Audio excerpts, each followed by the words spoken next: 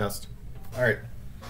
Good evening, guys. Hopefully your weekend is going well. Mine is wonderful. It's the first weekend that we don't have full-blown basketball tournaments going on. Not that I regret doing those, but it's awfully nice to have some time to relax. Rain yesterday was unusual and nice also compared to like freezing snow. And then also seeing sun outside right now is fantastic too. So it's everything is good for me. Although they are talking about rain throughout this week, which will make the travel nasty and bad. So hopefully everything goes great for you guys during the course of this week with your travels. Hopefully everything is good with you right now. And we got a list of questions that have been posted that I'll be able to run through during the course of our review session. Feel free to post anything else if you have any sort of questions or concerns. We'll start with period 2. Miriam has a couple different questions. First of all, could I explain the significance of the kitchen debate? And what you should be noticing from this chapter is that when Joseph Stalin dies, he's replaced by a leader in Nikita Khrushchev, who is a different sort of leader than what Stalin was. He doesn't want to have the bloody purges that Stalin was into. He doesn't want to be as brutal a dictator. And Joseph Stalin kind of had a cult of personality going on where there were people who loved him, but there were people who despised him. And the famous stories around Stalin's death are that when Stalin was dying, he had a stroke and people were making fun of him until it looked like he was going to recover, and then everybody was begging for forgiveness, and then when he took a turn for the worst, they started mocking him again until he died. And Stalin had expressed orders that in Red Square in Russia, they have a mausoleum where you can actually see the mummy for Vladimir Lenin. He wanted his body mummified and put into the same mausoleum with Vladimir Lenin. He was there for a while, but then Khrushchev came in, accused Stalin of being a brutal dictator, and secretly moved his body to a grave that was on the periphery of Red Square, and started moving away from the brutality of what Stalin was up to. The problem is, he was still a dictator in control of Russia. He was still fearful of violent overthrow within his own country, and he felt threatened by the United States as well. But he was trying to figure out ways to take away tension from what was going on with the Russians and the United States. So one of the ways he did that was by having Richard Nixon, the Vice President of the United States, come to Moscow. And during that time period, they toured a World's Fair in Russia, and they had a model United States kitchen that was on display there. And midway through that kitchen on TV, Nixon and Nikita Khrushchev got into a debate, and the debate was over whose society was better and which system was right for the world. And for both of them, this was an opportunity for them to argue on TV, and it kind of humanized both Nikita Khrushchev and Richard Nixon in ways that had lasting impacts going on in the future. Now, for Nixon, this was one of his opportunities to stand up and show that he could do foreign policy, which he then used to campaign against John F. Kennedy in 1960. For Nikita Khrushchev, though, he came off as somebody who loved his country, was a communist, was willing to argue with Richard Nixon, but do so in a way where he wasn't like executing people or whatever. And so shortly afterwards, he went on a tour of the United States, came here even to Minnesota, to southern Minnesota, was witnessing our farming techniques and whatever. So the kitchen debate offered an opportunity where it seemed like tensions in the Cold War were going to be decreased. They all of a sudden ramped up, though, when the United States had a spy plane called the U-2 spy plane that we were flying over Soviet Russia, and we were lying to the world about how we had this thing because we knew it could fly high enough and fast enough that the Russian missiles couldn't catch up to it. So we were photographing Russian territory, spying on them, then lying to the rest of the world about that. It was around this time period, though, that the Russians were able to shoot down this spy plane, and when this shoot down took place, the United States tried to lie about it. Then the lie was exposed, and this helped to ramp up tensions again. So when we see the kitchen debate in Khrushchev, there's an opportunity for decreased tensions, but it doesn't really materialize, and then the tensions go sky high during the JFK presidency coming up soon. The next question that Miriam has is about the military-industrial complex, and that popped up in all three of our classes.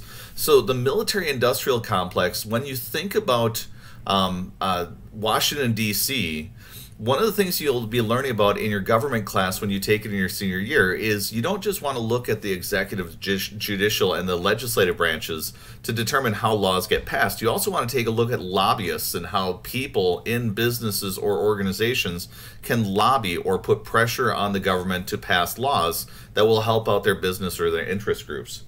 The group that Eisenhower was worried about, and especially as a military guy, it's important we pay attention to what he's talking about here, is he delivers one of the most famous farewell addresses ever in U.S. history. The top ones that you'll need to know about on the AP test are Washington and Eisenhower's. And Eisenhower's comes from a military guy where he warned us about the rising importance of the military-industrial complex. So these are the businesses that make weapons for the United States military. And if you ever go to D.C., just go across from the Lincoln Memorial and you'll find a town called Arlington. And Arlington has all of these gleaming skyscrapers that are for all of the military contractors like Lockheed Martin and others that are selling weapons to the United States government. And what Eisenhower was worried about is that to fight the Cold War, we were massively ramping up our military spending. That military spending was then being returned to the United States government in the form of lobbying efforts where pressure was being put on politicians to build even more weapons in the argument that we were fighting the Cold War, but this would also help make a lot of money for military contractors.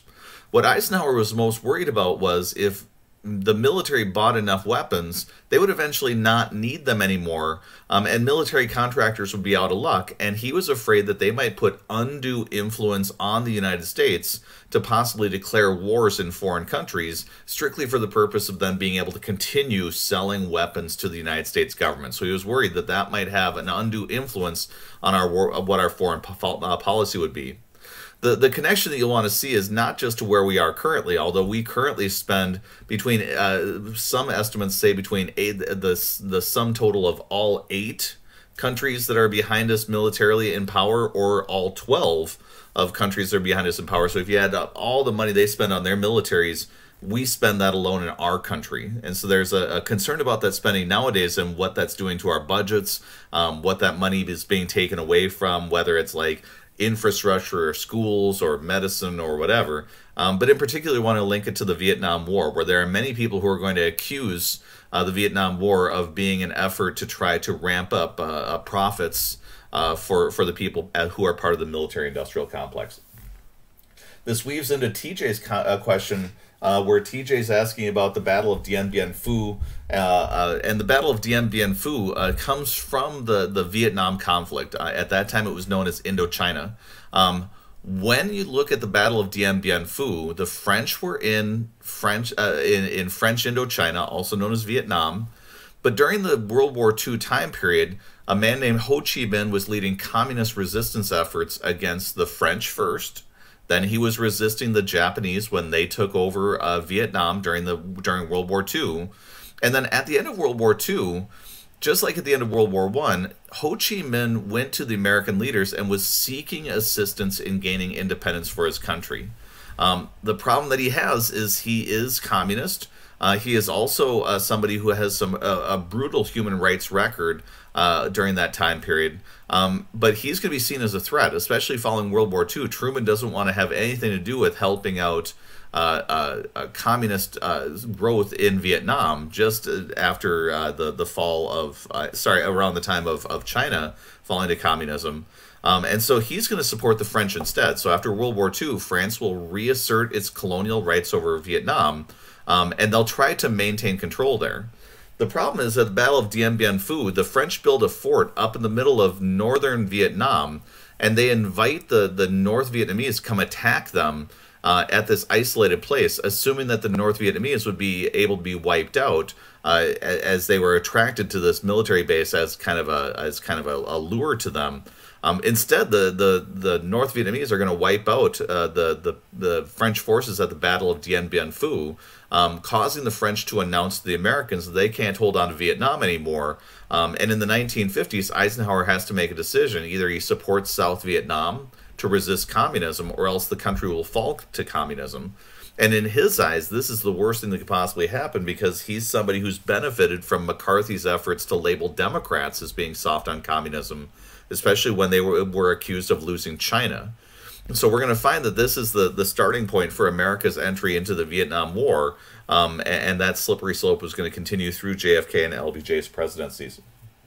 The next question is about Brown versus Topeka Board of Education. Simply put, a young woman took a civil court case against the Topeka School Board, and this was one of many court cases that were rolled together, where this young woman had to walk across train tracks and dangerous intersections to walk to the school bus that would take her across town to the black school that was in Topeka, when there was a white school that was just inside of her neighborhood that would have been far easier for her to get to. The school that she was going to was not nearly as good as the white school that was nearby, so this was separate but unequal. And according to Plessy versus Ferguson, that wasn't supposed to be happening. The promise was that we would have separate but equal facilities. And in Brown versus Topeka Board of Education, it was proved in education that that was not the case. So the Warren Court argued that we should desegregate the public schools then as a result. By the time that this had happened, though, we had already desegregated Major League Baseball with Jackie Robinson. Truman had already desegregated the military. So this is another step in the process of desegregating institutions. And this is leading to the crumbling of what we're going to call de jure segregation, which means segregation by law. And we're going to find that there are many people who try to hold on to segregationist efforts in spite of the laws being rolled back. And we're going to refer to that as being de facto segregation. And we're going to talk about that more as we move into the next chapters, in chapters 36 and 37. So this is kind of a preview of where we're going. Let me see here. Miriam's asking a question that also popped up in all of the sections. Is it vital for our class test or the AP test to know the authors and poets discussed at the end of chapter 36? Here's what I would pay attention to when it comes to the artists and authors that you have during that time period. Number one, during this time period with photography now moving into the forefront, it becomes less and less important for artists to be photorealistic when they're doing artwork. And so this is when you see like modern art coming onto the forefront, where people are allowed to explore artistically, not in an attempt to be photorealistic, but instead to go off in the directions that they want to. One of my favorites to take a look at is Jackson Pollock. He's somebody who's famous for throwing paint splashes up against a fabric and using that as a form of artwork. Some people aren't into it, but the point that they start making during this time period is if you're looking at a piece of art and going, that doesn't look real, you have photography. You don't need artists to do that anymore. And artists are allowed to explore then different colors and different shapes and different patterns for the hope that they could do something artistically interesting that would then be appealing to a museum goer or an art purchaser. So we're going to see a change in the artwork during this time period. When it comes to literature, you're finding that literature is going to be shifting during this time period as well. The major literature movement, though, that I'm going to want you to know about is the one that has legs into the next time period. So they mentioned certain authors and talking about trends that are happening for literature. This is super important for when you take like AP English language and English composition, because those sorts of authors' works are going to show up in those two classes.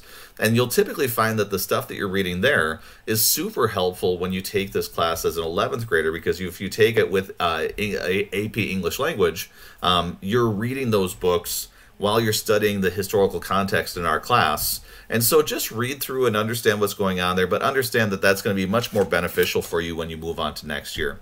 The one group that I do want to mention to you, though, are the beat poets. And the beat poets are people during this time period who, when everybody in the 1950s is focused on conformity and trying to fit in and not being different from their neighbors, the beat poets are arguing that that's not the way that society should be living, because that's conformity, and conformity is not what makes you a good American. Although for some Americans, that will help you to avoid being labeled a communist. For the Beats, though, they're going to be holding poetry slams in places. They'll be going to coffee shops wearing berets and having funky little glasses. And when poems are read that they like, they won't clap. They'll snap and say things like, "Cool, man, cool." And so this group that's going to be starting right here that's rejecting conformity, they will be hugely influential for the hippie movement that's going to come in the 1960s. When all of those baby boomers from the 1940s go to college, they're going to fall in love with the idea of going to college, being rebellious. And when they are rebellious, they are the largest demographic group inside the country. So when they're rebellious, they actually have political clout behind them because people have to listen since they're such a large numerical group. They have buying power and they have political power. And so we're going to see them get influential. And this literature group will help us understand them. Annika has a number of questions. Number one, what is the Bretton Woods Conference? The Bretton Woods Conference was a meeting that took place after World War II was done, and a number of different decisions were made to make sure that America did not pull back away from the world like they did after World War I was done. They're going to, after World War II, instead create things like the World Bank. And they're going to be working on trying to create like GATT, G-A-T-T, which is working on reducing tariffs worldwide and increasing free trade. These different organizations are going to be trying to figure out ways to create a more stable economic system that is international in nature, so that for America, we're hoping that by having some influence and some say in what's happening in the world, they can help elevate countries that are known as third world countries. These are countries that are not affiliated with Russia, that's the second world, or America, which is the first world. But these are third world countries that aren't aligned with either of those two groups. And they also are seen as being not as advanced as America and other Western European countries. They're hoping to elevate those countries, first of all, but then also figure out ways to smooth out the economies so that they're not having a gigantic economic crash like they had in 1929. Let me see here. The term proxy war. Proxy war is very simply put a war where you've got a battle over communism versus capitalism and democracy, but it's not going to happen between Russia and the United States or China and the United States, because that would create World War III. So a proxy is a stand-in, and so a stand-in war would be a war where America could fight against the spread of communism and could try to contain it without the risk of World War III getting started. So Korea would be a proxy war, or Vietnam would be a proxy war, where we're taking on the spread of communism, but we're not actually attacking the Russians head-on. Let me see. The third question that Annika's got here, the checker speech. Checker speech is something that I kind of save in my back pocket for when we get to the Nixon presidency. But the checker speech is a moment where Richard Nixon in 1952 has problems. He is somebody who, first of all, is a rising star for Republicans in the 1940s. He was somebody who served in the military. He was on the HUAC, where he was investigating people in Hollywood. And what he was particularly afraid of in Hollywood was the fact that they were working with subliminal advertising in Hollywood during this time period. So what they would experiment with is, when you see a movie, you've got a bunch of different frames that are being shown to you while you're watching a movie. What they were trying out was taking out one slide inside of a movie, putting in a slide to replace it, and on that slide it would say things like eat or popcorn or whatever, and they were trying to see if they could brainwash people into going out in the concession area and buying food. Now, the fear that Nixon and other people in the HUAC had was the idea that in Hollywood you had very liberal people. You had a communist movement prior to World War II, when communism wasn't seen as illegal, it was seen as a political party.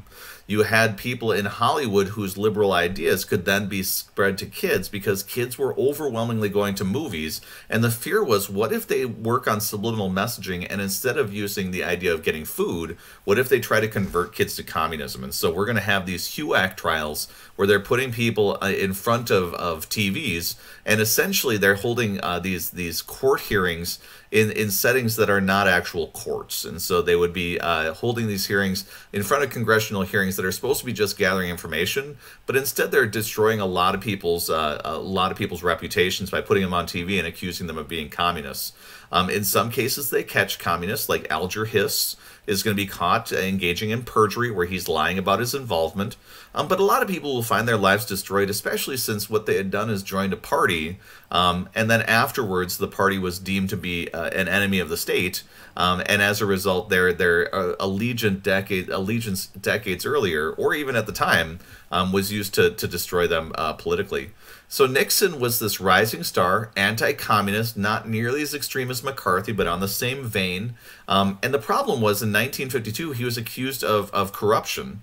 And so he was told by Dwight D. Eisenhower, if you want to stay my vice presidential candidate, you need to explain this away. And so Nixon participated in the checker speech that I'll show you in class when we get to that point in chapter 36 and 37, where Richard Nixon is going to buy airtime, lay out all of his donations that he's received, all of the money that he's earned, and then he's going to argue that the only illegal campaign contribution he's received is from a man in Texas who sent him a Cocker Spaniel, and that Spaniel's name was Checkers, because that's what the daughters named him because he was black and white.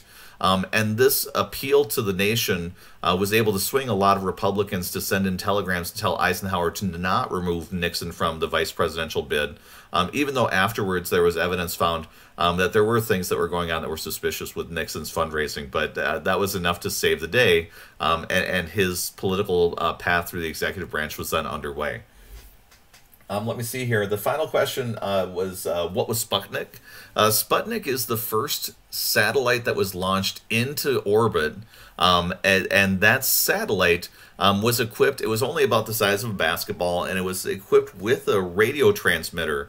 And the Russians kept it top secret, and then they released to everybody around the world a frequency that you could tune your transistor radio to. And when you were within range, Sputnik would fly over, and then you'd be able to hear a beeping noise that was being transmitted by Sputnik, which signaled to the world that the Russians had won the space race. When it comes to Dwight D. Eisenhower, though, then he is going to be doing a number of different things that demonstrate his fear about Sputnik. He creates NASA during that time period to try to keep up with space race. He is going to create the NDEA, the National Defense Education Act, where he is going to pump millions of dollars of money into our education systems, building brand new high schools throughout the United States to teach science and math to kids to make sure that we keep up with the Russians. So if you notice your standardized tests you take every single year or two, they're built into that idea that we don't want you falling behind scientifically, because that would mean that we were slipping compared to other countries. So there was this fear that if the Russians could beat us into space, maybe they would be able to dominate space. Maybe there'd be wars in space. And so there's all this imagination going on with Americans that are hating the idea that after years of hearing about how we're a city on a hill, the Russians beat us to this place, even though they're communists and they're supposed to be behind us. TJ has a question about what is the Suez Crisis in U.S. affairs in the Middle East. Suez Crisis is dealing with the end of colonial periods in world history. So after World War II, England and France really struggled to maintain their empires. And one of the countries that gained its independence was Egypt. And they were led by a man named Nasser. And Nasser was a guy who decided that he didn't want to be controlled by England, but England very much wanted to maintain control over Egypt because it was strategically important. They had put a lot of money into it, especially building the Suez Canal. And Egypt was providing a lot of oil for England, for their military and for their civilians. And what Nasser decided to do is Nasser declared independence for Egypt. He then announced that he was a socialist but not a communist. He then also announced that he was going to be nationalizing, or making part of the national government, the Suez Canal and all of the oil fields that the British had been running through their British Petroleum Companies, or BP. When England and France heard about this, they felt threatened for their oil reserves, and so they invaded the area. Then Russia started threatening to get into the area because there was a destabilization of the oil in the area. And Eisenhower finally went in and threatened everybody, forcing them all to pull back. But this is the beginnings of where you see America becoming deeply involved in the Middle East, because more and more we had exhausted our easy oil reserves. We had wiped out the oil in places like Ohio and Pennsylvania. We were very heavily extracting oil from Texas. And so we had been going into the Middle East to get our hands on oil. And that led Eisenhower to move into that area. It leads also to what's known as the Eisenhower Doctrine. And the Eisenhower Doctrine made it very clear that if there was a threat to our access to Middle Eastern oil, we reserve the right to use military force in the area. For Eisenhower then, this leads to one of the darkest time periods when it comes to his presidency, because he recognizes one of the most oil-rich areas in the Middle East was Iran. Iran was a democracy. They democratically elected a man named Mohammad Mossadegh. And Mossadegh was somebody who was engaging in capitalism, and what he was doing is he was trying to figure out who the highest bidder for his country's oil would be. And so he was bargaining between Russia and the United States. And when he was doing that, he was flirting with the idea that if the Russians wanted to put troops into Iran or whatever, he was open to the idea. And as a result, the United States sent their CIA into Iran and helped to destabilize Iran. And they helped to stage a coup where they removed Mossadegh from power. war, and they replaced him with a dictator who was titled the Shah of Iran. That's going to create really hard relations. So if you notice right now, Iran is not a fan of the United States, and we have high tensions between them and us. That's the legacy of what was happening during Eisenhower's time, where in order to get access to oil that was unrestricted and protected, we were willing to do things that were considered un-American in the eyes of most Americans. So most Americans during this time period had no idea that the CIA was involved in the coup that took out Mossadegh. Most Americans didn't understand that we would prop up people overseas. So like the Shah of Iran was running a dictatorship where he would brutally punish people who were against him, but he was America's dictator, and so we were tolerating his injustices because of the fact that he provided us easy access to oil. And in a region that seemed very dangerous to the United States, we very much liked having an ally there. If you also combine Iran as an ally with the fact that we helped to create Israel shortly after World War II as a haven for persecuted Jews, and since that time period it's been one of the friendliest areas to the United States, those two areas become strategically very important from the 1940s to the 1970s, but it's also part of the reason why there is such anger and hostility going on in the Middle East that is going to probably keep going on through your lifetime and many lifetimes in the future. So let me take a look here. Anna's got a question. Can I explain what Batista and Castro did between America and Cuba?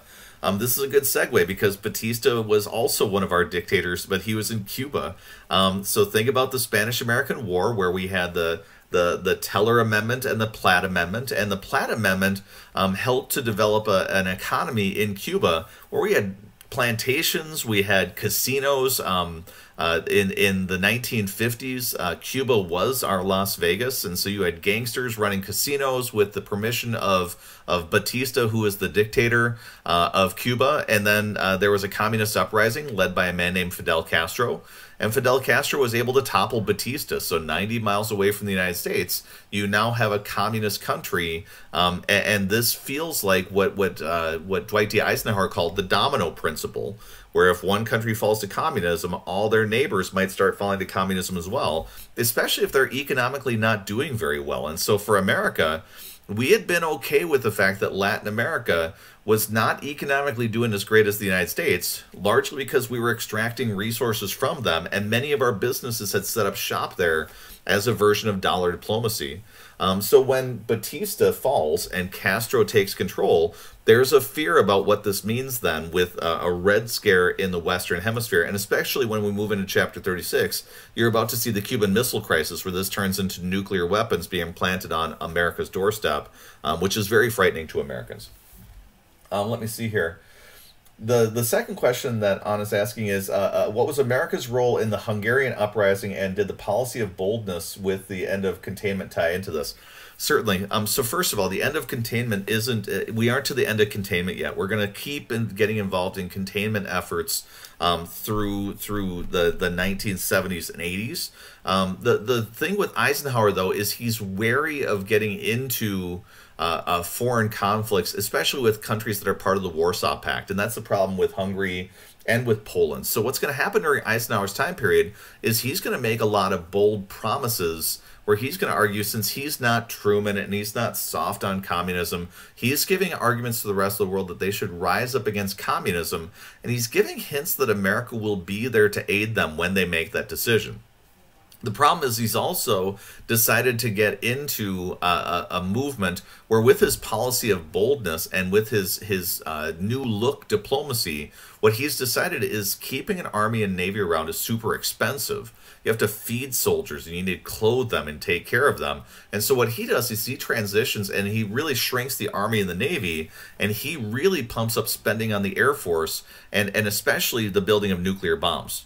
The dilemma with that policy, and I know there was a question in another class period that was asking about this new look policy. The problem with the new look policy is you can only threaten to nuke people so many times without doing it before that, where they really don't take that seriously.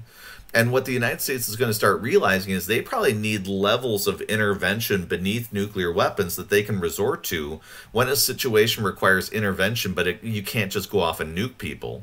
And especially the phrase that I want you to use at this point is mad. We're now to the point where the Russians have nuclear weapons, America has nuclear weapons, we've aimed them at each other, and we're now to a period where we are at the point of mutually assured destruction. So that's what mad means.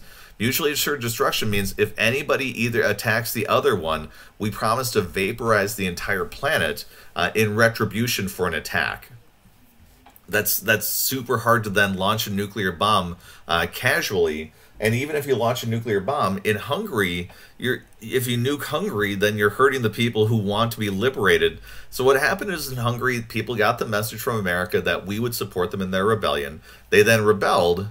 And then America couldn't step in because it would trigger the Warsaw Pact, might lead to MAD. And so the Hungarians rose up, and then America never came to their aid. And then the Hungarians got squashed by Russian-aided troops, and the uprising was destroyed. And many other countries got the message that they shouldn't go into an uprising expecting the Americans to come swooping in, like Eisenhower kind of led them to believe that he would. And so they're kind of in a holding pattern because they really don't know how to resist since the Americans have their hands tied due to the Warsaw Pact and NATO. Let me see here. Evan, with your questions, where the effects of NATO come in is a perfect segue to this. So the effect of NATO is America with the better part of a dozen other countries in Western Europe sign a treaty that says if Russia attacks any of these countries, America will treat that as an attack on us and unleash our nuclear weapons. The Warsaw Pact does the same with Russian-aided countries. We now end up with a gigantic alliance system like World War I, but now nuclear weapons are involved. And so it's going to really tie the hands of Americans for what they can do to push back against communism. As far as the outcomes of the United Nations, you can see with Korea, we actually had an intervention in Korea because it was a United Nations joint effort, and by doing it that way, it wasn't America attacking a communist nation, it was a whole group of countries doing that, and that was then able to give weight to the idea this wasn't just America versus communism thing, this was the world reacting to aggression in a negative sort of way. The United Nations provided a place then where the United States and communist countries like Russia and China could talk to one another, and they could come up with some decisions where, if you think about the board that they have, there is a group of countries that have veto power. America and Russia were in that group. They could still come to agreements on some international decisions that they could collaborate on, even if they couldn't get to the root of being either pro-capitalism or pro-communism. And so that's going to be a place that's helpful for those sorts of decisions. The Smith Act of 1940 is going to be one that is working against communism during this time period. And so the Smith Act is working to figure out ways to prevent the spread of communist intervention inside the United States. And what it said in 1940 was it made it a criminal offense to push for the violent overthrow of our country. And that started getting interpreted very loosely. And so the loose interpretation that started taking place was happening where they were starting to accuse people who were just communist of being in violation of the Smith Act. And you're going to have a lot of people getting harassed by the government because they're seen as potentially subversives. And so this is where your Red Scare is coming in, where everybody's looking all over the place to try to find the communists who might be hiding in plain sight. The Taft-Hartley Act was created in Truman's presidency. The Republican and Southern Democratic majority is going to pass this law that is going to take away some of the protections that labor unions got as a result of the Wagner Act, and it's going to weaken unions a bit because there's a feeling that they got too strong, too out of control, and there was a pushback against all those strikes that happened after World War II was done, when wages stayed sticky but prices went up and you had inflation. Next question is, what were the outcomes of the Yalta Conference? Yalta was the last meeting between Roosevelt, Churchill, and Stalin, and they discussed what would happen at the end of World War II, and it was at this meeting that Stalin promised that the European countries under his control would get the right to democratically determine their own governments, and that he promised that he would not be an aggressor after the war was done, and he broke those promises pretty quickly after the war was finished up, and so he's going to, when we get to Potsdam, be looked at suspiciously by Truman, where Truman is going to size him up and feel like he possibly could work with him, but he's going to be proven wrong when after Potsdam and Yalta, he takes over the Eastern Bloc and creates his Iron Curtain. The Bretton Woods Conference we've already covered, so hopefully you're good with that. McCarran Internal Security Bill was one which was trying to hunt out communists who might be inside the federal government. And it gave the president the power to kick out individuals who are seen as subversives, kind of like you had with the Alien and Sedition Acts under John Adams. Truman vetoed this bill. Republicans and Southern Democrats overturned this veto to give the president power to be stricter when it came to the threat of communists inside the country. And we see this as another element of the Red Scare that was happening during the 1940s and 50s. Sweatt versus Painter is going to be a court case that is going to be predating what happened with Brown versus Topeka Board of Education. This is dealing with the University of Texas and an attempt by a man to enter the University of Texas because he felt like Plessy versus Ferguson was preventing him from getting equal collegiate opportunities. Sweatt versus Painter is going to then be the thing that leads to the broader Brown versus Topeka Board of Education, where Sweatt versus Painter was this man against the University of Texas. This landmark case, though, will then open up public education with Brown. So the two cases are related to one another. We've already covered the coup that was in Iran by the CIA. We've also dealt with the, let me see here, the American role in the Middle East. The next question that's being asked about is the Landrum-Griffin Act of 1959. This brings us to the strange and interesting story of Jimmy Hoffa. So Jimmy Hoffa was the head of a union called the Teamsters, and one of the things that we saw coming out of the Prohibition movement in the 1920s is you saw gangs mobs start realizing that they could make money if they got involved in syndicates. So you saw anti-syndicate legislation being passed in the 1920s because they would create these criminal syndicates that were providing people with alcohol first, but then prostitution and drugs and gambling. And one of the things that the mobsters started realizing is they could also get involved in making a lot of money if they could charge people protection money, where if you didn't want the mob to destroy your business, you could then pay them to not destroy your business, and it was kind of like insurance. The mob was also infiltrating labor unions and trying to scam workers out of like their union dues, and were getting influence and power in that sort of way. And Jimmy Hoffa was the leading person with this. And so in 1959, the Landrum-Griffin Act is going to make it illegal for like the mob to infiltrate unions, and it's going to make it illegal for the unions to be involved in illegal rackets or racketeering, where they're making cash on illegal schemes. That's going to be facilitated by the fact that they are nationwide and they have a huge organization that they are working within.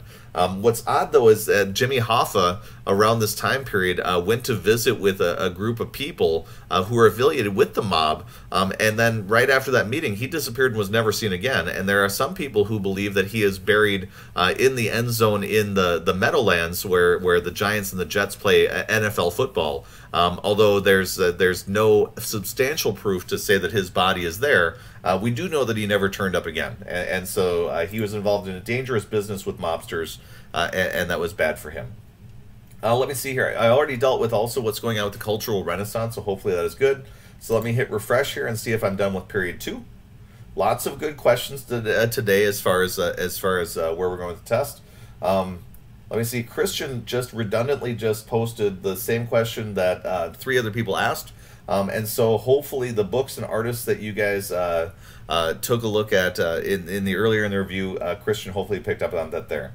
On the AP test, when I use a book for evidence, do I need to say the author as well, like Upton Sinclair's The Jungle? It's better to do that than not. But on the AP test, we understand that you're doing the best that you can. Proper nouns are better than just fluffy generalities, though. So if you say there's some book that deals with meat, that typically won't trigger a point. But once you say The Jungle or Upton Sinclair, you're in a pretty safe spot.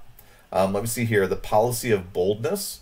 That was Eisenhower's plan to try to hold back communism, but also ramp up the production of our nuclear weapons. And hopefully the explanation of the Suez Crisis that I dealt with TJ's question satisfied you. So if you've got any other questions, period 2, feel free to post, but hopefully we're in a good spot with you. Kirsten, we've got a question going on here with the Polish uprising, the Hungarian uprising.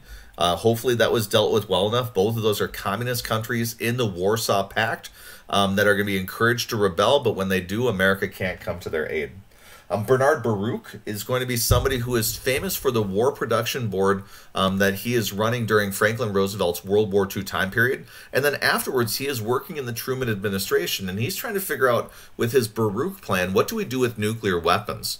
And his feeling is that with nuclear weapons, we should gradually phase out nuclear use. And the way that we should do that is by not allowing any other country to get their hands on nuclear products or nuclear weapons.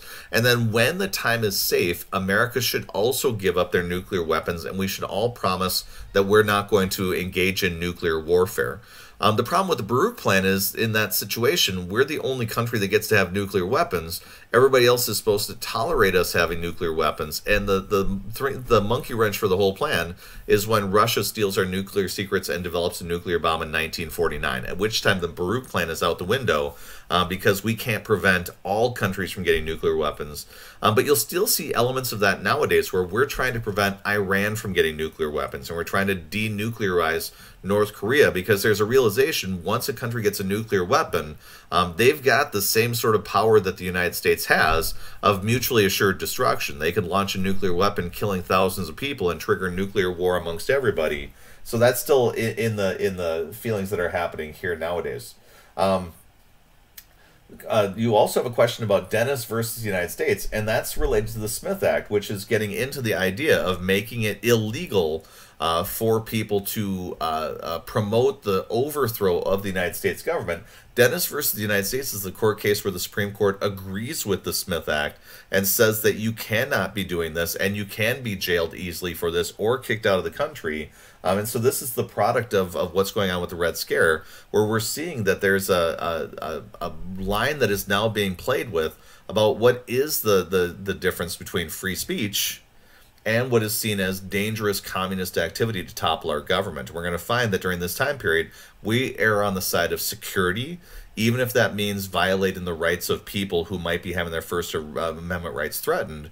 This is the same thought that Wilson had during the Espionage and Sedition Acts, though, that during a time of war, you cannot be so tolerant about the First Amendment freedom of speech, because it could lead to serious casualties and death if those ideas are acted on. So this is still a discussion we're having nowadays, especially with the Patriot Act post 9/11, where we're having that same sort of debate about terrorism inside the United States. Sam, I see your questions about the Warsaw Pact and NATO. Hopefully the start of my review helped out with that and was good enough for you. Sam's also got a question about McCarthyism and the Army McCarthy hearings. And so with McCarthyism, what we're going to find during this time period is that the Republicans are very much concerned about communism during this time period. They're also very concerned in the 40s and 50s that the Democrats might be closet communists themselves. And they're very concerned about the liberal policies of the New Deal. And many of them understand that this isn't like hardcore communism like Joseph Stalin with gulags and whatever. But some of them are worried about a slippery slope where we could be on the path to socialism and communism. And some just realize this is a really good way to attack liberal policies, is by announcing that it's communism and using that as an attack. So many Republicans who are to the right-handed side of the spectrum were willing to tolerate Joseph McCarthy, who was to the far right of the spectrum, even though he was known to be lying, and even though he was slandering people in the news and attacking them without evidence. They would tolerate what he was up to, because the end result of what he was doing was he was damaging people on the left side of the spectrum. He was truly putting pressure on communists, but he was also labeling people as, like Harry Truman, as being a communist. He was labeling George Marshall, the head of the Marshall Plan, and the person who was the one who helped us win World War II. He was labeled as a communist. Virtually any enemy of McCarthy was called a communist, and it had great effect. The problem is, as McCarthy kept rolling with his hearings, it became more and more embarrassing, because it was obvious that he was a bully who would then just level accusations at people. When he was caught lying, he wouldn't apologize. He would just move in and start accusing the people accusing him of lying of being communists. And the way that the whole movement came to an end was with the Army McCarthy hearings. When McCarthy decided to announce that the Army was filled with communists and they were all anti-American, This was too much for Eisenhower, first of all, because he was somebody who was a military man. And for most Americans, they were really put off. And one of the most famous moments is when one of the congressmen who was involved in these hearings looked at McCarthy and asked if he had any shame. He said, "Do you have no shame?" Because he was just shamelessly lying and smearing people without any evidence. And working to destroy their careers while on the hunt for communism. And so that largely led to the end of McCarthy's run inside of Congress. Meg has a few questions. First of all, who wrote the long telegram? That was George Kennan. And Kennan's telegram was coming from an expert on Russian history and Russian politics who was explaining the idea that the Russians wouldn't respect appeasement. They would only respect force and forceful resistance to their spread. And that's where containment and the Truman Doctrine is going to be coming from. Meg's next question is, what was the MacArthur-dictated Constitution? This was the Constitution that was created in Japan. So after World War II was done, MacArthur stayed in Japan, rebuilt Japan as a democracy, and built them a constitution based largely on our Constitution, and helped to create the democracy that they have inside their country currently. It was from that leaping off point that he then became the UN commander of forces in Korea when he became the commander of the Korean conflict. Meg's next question is, what is the NSC 68 document and what was its importance? This is a National Security Council document, and what it claimed was that we needed to massively ramp up our military spending to be able to keep up with the Russians. Otherwise, they would overwhelm Western Europe and they would dominate the rest of the world. And so for Truman, he was having trouble getting this through a conservative Congress of Republicans and Southern Democrats who were worried about the spread of government power. But what he's going to do is he's going to massively start building up spending on the military production because of the fact... This? Oh, sorry. Thank you. Yep. Sorry. He's going to start massively building up the military because of the Korean conflict. So when Korea happens and there is aggression, it proves that Truman is on the right path to many conservatives in Congress, and they start funding the military at the levels that he wants to. We're going to see that massive escalation of funding, though, be what Eisenhower's worried about in his farewell address when he's talking about the military-industrial complex. And that's where Grace's question's coming from next. So hopefully I explained that well enough when we did our review session earlier. And if you have any more questions, Grace, just feel free to post. Can I explain McCarthyism and its effects that it had on American life? Matthew's asking. What we're going to find during the 1950s is McCarthy has a chilling effect on the United States. So you're going to find for many Americans, there's this movement towards conformity, even though as a country, we're supposed to be the country of independence and freedom. You've got these people who are working actively to fit in as best as they can and live an American dream that you guys are aware of, where you guys come from families that are expecting you to go to college and get a good job so you can have a good family and then retire someday. That American dream, for some Americans, seems not like the American dream because it's the same thing for everybody everywhere. And that doesn't really feel like independence. It feels like lockstep conformity, which is what fascism was all about. Not saying that that's what Truman and Eisenhower are striving towards, but for a lot of Americans, that becomes the concern, especially for young Americans, that maybe this isn't what the American dream should be, of just fitting in and becoming what everybody else thinks. You're going to find pushback for that as well, because for many people, they're going to use McCarthyism as a demonstration of what governmental intolerance looks like, especially given the fact that many people accept what McCarthy is doing, all the way up until the point when it's proven that he is really a bully who is abusing his power. And while he's hunting for communists, which is great in trying to find spies, if in doing so you take away people's rights and you're also destroying their reputations, there's a question about how good that is. Let me see here. Meg, your question about post-war authors, hopefully I satisfied that with the earlier review question. I'm going to refresh period 4 to see if any other questions have popped up. And I see none. So I'm going to move on to period 6, and then I'll double back to see if there's any other questions that are hiding out there. Kala's got the same sort of question about authors, so hopefully you're good. Kent has a question about, can I explain Eisenhower's administration policy of massive retaliation and its limitations on the ability to roll back communist geopolitical gains? The two big things to think about is for a lot of young men in my class, when I make fun of them for the Call of Duty Nukem sort of mentality, a lot of them get the idea that you drop a nuke and then you hit reset on the video game and you're back at it again. If you drop a nuke on a country you don't like, you are vaporizing both the people that you don't like and all the innocent civilians that you're supposed to be saving from communism, which is not an effective way of saving people by vaporizing them with a geothermal bomb. And so when we think about what's going on with the plan that Eisenhower has, it's great for the economy because of the fact that it's going to ramp up our Air Force. It's going to be great for him because he can cut spending on the Army and the Navy. The problem is it's not going to help him out in all of these little proxy wars that pop up where we need to have something more flexible in dealing with our war efforts. So when we move on to JFK's presidency, he's going to be believing in something different called flexible response, where he wants to keep that layer of Air Force and nuclear bombs, but he also wants to rebuild the Army and the Navy. He wants to also build up a group that he calls the Green Berets. That'll be our special forces to go into places and do things that are more subversive and more secret. He wants to build up the CIA. He wants to build up the Peace Corps. So when we get to JFK, he's recognizing there's a lot of other ways that we need to be able to intervene if we are truly trying to contain communism. Let me see here. Hallie has a question. How come the Cold War wasn't between the World War II allies in the USSR, but rather the U.S. and the USSR? It's actually going to be the U.S. and their World War II allies of like England and France and Canada. And I mean, they're all going to join NATO together in their resistance to Russia. The only problem is after World War II, the world shifts. And so where you had powers before this time period, you had England, you had France, you had Spain, you had Germany doing all of their colonization first and then imperialism second. After World War II, you're going to have a new term that's being thrown around, and the new term is superpower.